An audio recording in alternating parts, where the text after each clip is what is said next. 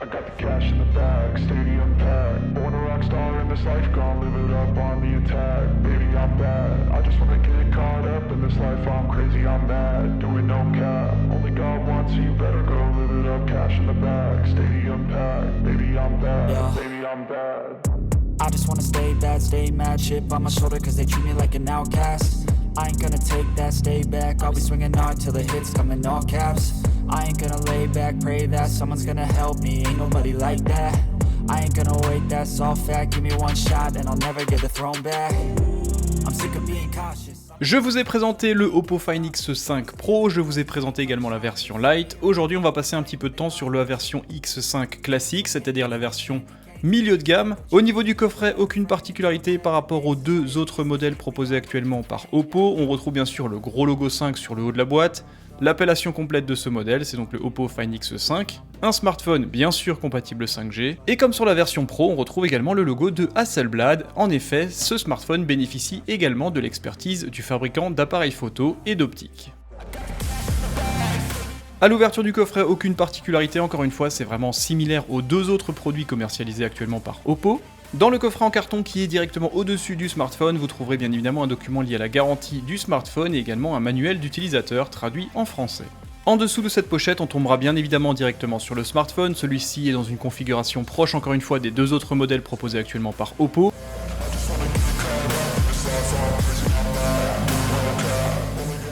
Au niveau des accessoires fournis avec ce smartphone, aucune nouveauté encore une fois, on retrouve un câble de chargement de bonne section et de bonne longueur, connexion USB type A vers USB type C.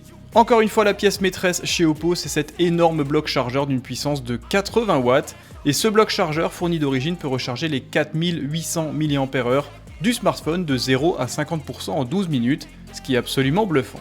Et enfin, pour finir avec les accessoires fournis d'origine avec ce Oppo Find X5, on retrouve simplement un adaptateur USB-A vers USB type C. I just wanna get caught up in this life. I'm crazy, I'm mad. Do it no cap. Only God wants you.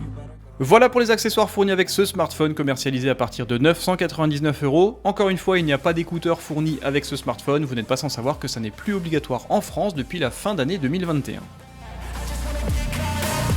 Et voici, mesdames et messieurs, le Oppo Find X5, un smartphone actuellement commercialisé à 999€ en France. Et sincèrement, on en a vraiment pour son argent, que ce soit au niveau de son design, de sa finition et même de ses specs. C'est vraiment un produit qui est très intéressant, très équilibré et qui à mon sens est une alternative tout à fait cohérente si vous souhaitez acheter un iPhone 13 ou alors plutôt basculer dans le monde Android. Ce smartphone est très certainement l'un des smartphones Android les plus équilibrés du moment. A l'arrière du smartphone, on retrouve bien sûr cette superbe coque avec un toucher qui est tout à fait particulier. Vous retrouverez également le logo Oppo et également le logo Hasselblad. On retrouvera ensuite toutes les informations de certification qui sont pour le coup plutôt discrètes. Et sincèrement, l'effet de cette coque est absolument parfait, je trouve. Au toucher, c'est vraiment super agréable. Au niveau du visuel, on a l'impression que c'est un morceau de macadam ou un morceau de goudron, comme ça. C'est très noir, très propre, très carré et très minimaliste.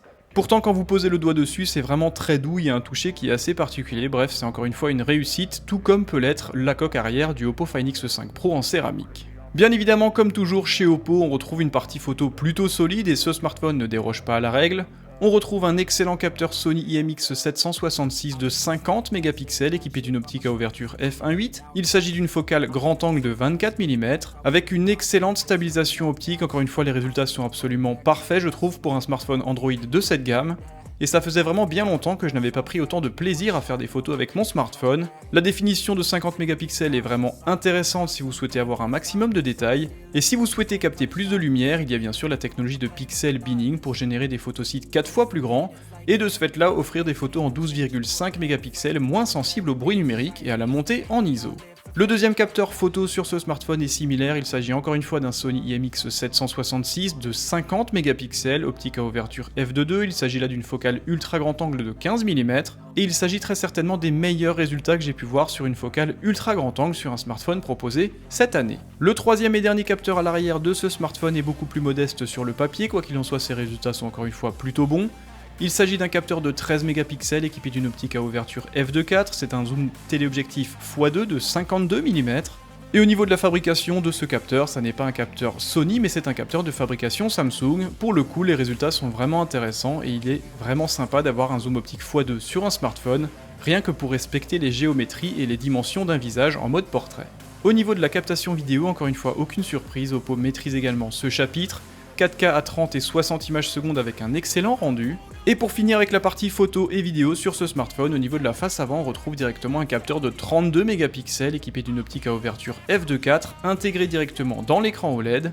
Et ce capteur Sony IMX615 offre des photos encore une fois très qualitatives. Au niveau de la tranche du smartphone, vous retrouverez bien sûr le bouton de démarrage avec ce petit liseré vert qui est assez fréquent chez Oppo.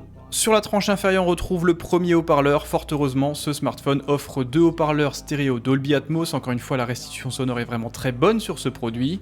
Vous retrouverez également la connexion USB Type C, un microphone extérieur et bien sûr le tiroir nano SIM.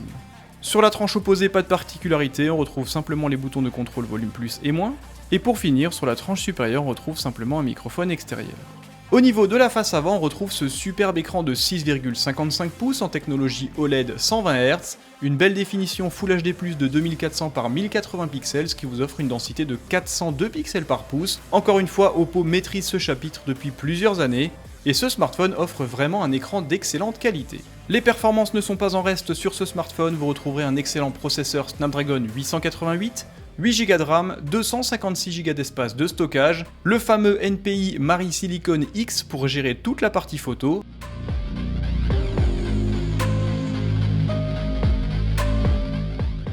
Voici le smartphone une fois qu'on l'a démarré, encore une fois l'écran est très qualitatif, très immersif, les contrastes sont infinis, forcément technologie OLED, taux de rafraîchissement à 120 Hz, taux d'occupation de la face avant vraiment excellent avec un bel équilibre entre les tranches à droite, à gauche, en haut et en bas, même si bien sûr le menton est un tout petit peu plus grand. L'ergonomie est absolument excellente encore une fois pour un smartphone de 6,55 pouces et cette coque avec ce toucher absolument particulier renforce bien évidemment le côté agréable de l'avoir en main.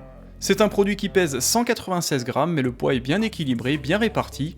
Bref, vous l'aurez compris, le feeling en utilisation est vraiment très bon. L'autonomie est plutôt bonne sur ce produit sans être extraordinaire, on retrouve une belle batterie de 4800 mAh, charge assez bluffante, il faut quand même bien le dire, SuperVOOC 80 watts, de 0 à 50% en 12 minutes, je trouve ça absolument dingue. Et la charge sans fil n'est pas en reste sur ce modèle, encore une fois, grâce à la technologie AirVOOC 30 watts. Bref, vous l'aurez compris, la partie autonomie et chargement est encore une fois réussie sur ce produit. Au niveau de l'interface, aucune particularité sur ce produit, il tourne nativement dès son achat sous Android en version 12 avec la belle surcouche maison ColorOS en version 12.1. Il y a d'ailleurs une mise à jour qui a été récemment proposée par le constructeur, le suivi Oppo d'ailleurs est plutôt bon sur ce secteur. Et encore une fois, c'est une surcouche qui est vraiment très agréable, on peut vraiment paramétrer tout ce que l'on souhaite, faire son smartphone comme on l'entend, et c'est vraiment une particularité que j'aime beaucoup sur ce produit. La connectivité est encore une fois intéressante sur ce smartphone, Bluetooth en version 5.2, Wi-Fi en version 6, compatibilité 5G, module NFC. Petit bémol néanmoins, il n'y a pas de prise mini jack 3.5, il n'y a pas de certification d'étanchéité clairement éditée ou annoncée par le constructeur, et il n'y a pas non plus de port micro SD. Particularité au niveau de cet écran, certains aiment, d'autres n'aiment pas, en tout cas c'est un écran 2,5D, ça veut dire que celui-ci retombe légèrement sur les bords. Alors on peut ne pas aimer pour des questions ergonomiques, quoi qu'il en soit ça améliore le côté immersif de cette super belle dalle de 6,5 pouces. La partie photo sur ce smartphone est encore une fois une réussite, vous n'êtes pas sans savoir que les capteurs Sony IMX766 sont vraiment plébiscités cette année, ce sont vraiment des capteurs très performants qui offrent beaucoup de détails, beaucoup de contrastes, beaucoup de piqués. Et la partie photo encore une fois sur ce smartphone est du coup réussie, l'interface est plutôt sympa, et j'apprécie tout particulièrement que la résolution en 50 mégapixels soit directement accessible dans la barre de tâches. Je trouve que c'est beaucoup plus sympa et beaucoup plus pratique en termes d'utilisation. Voilà pour le déballage et la présentation rapide de ce Oppo Find X5 compatible 5G. Je m'en suis servi pendant une quinzaine de jours et sincèrement c'est à mon sens le smartphone le plus équilibré des 3 produits proposés actuellement par Oppo. À 999 € à mon sens c'est un produit très concurrentiel et très pertinent.